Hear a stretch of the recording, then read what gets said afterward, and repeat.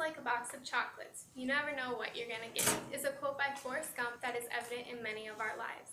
We all experience different trials, whether they're small or something large like an illness. This quote is evident in my life and expressed through stories told about my grandpa. My grandpa was a man with many illnesses that could have caused him to be sad, but instead, he taught everyone around him that the best way to live life is to find the good in everything.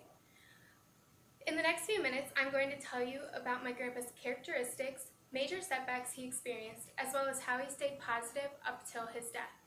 First, I will tell you about his characteristics. My grandpa was a man who was normally seen wearing bib overalls, like seen in this picture, and with a large smile on his face. He was very friendly, a family man, and was very hardworking. My grandpa was known as the person who would normally say hi to anybody that he walked past. In addition to that, he also had an amazing sense of humor. He was a family man in that he would take the family on 2 weeks vacation in the summer to either Wisconsin or Minnesota. My mom told me that the best part of these trips were the car rides because he would pass down his positivity and how he viewed life. In addition to that, I said he was hardworking. While they were on these trips, he would normally find time to go visit other meat processing plants because he owned his own, and he wanted to find ways to improve it. He was always positive, so he loved his job and everything that went along with it. And even if there was nothing on his to-do list, he could find a job. In addition to these characteristics, he also experienced many setbacks in his life. The first was that he was diagnosed with Hodgkin's disease at the age of 29.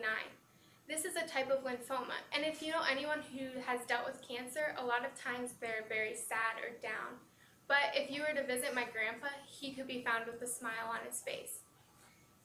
He suffered this for 7 years and was finally cured, but nearly a month later, he was very short of breath, so he was diagnosed to be on oxygen at all times.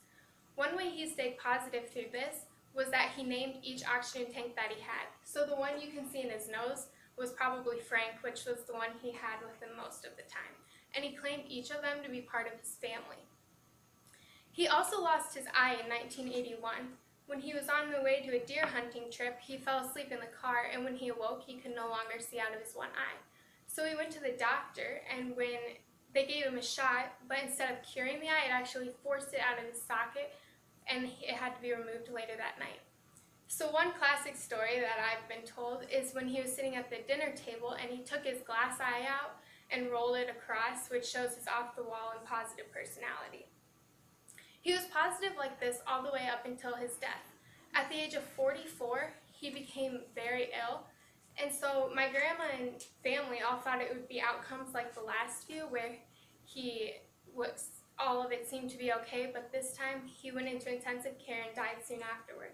It was a day of grieving for his family and friends, but it was also another day of teaching, because he had taught them that even if things do not result the way you wished, the best way to view a situation is to stay positive.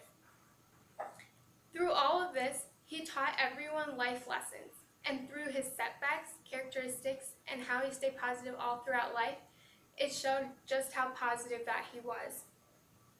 His experiences have taught me that the more you perceive life in a positive manner, the happier and more well-off you will be. Think about your life and how you perceive it. Take your setbacks and make them positive, and never quit working hard, and something good will come from that. Because of him, I know that I have many opportunities ahead, and the only way I'm going to fully achieve what I'm capable of is to find the good in everything that I do.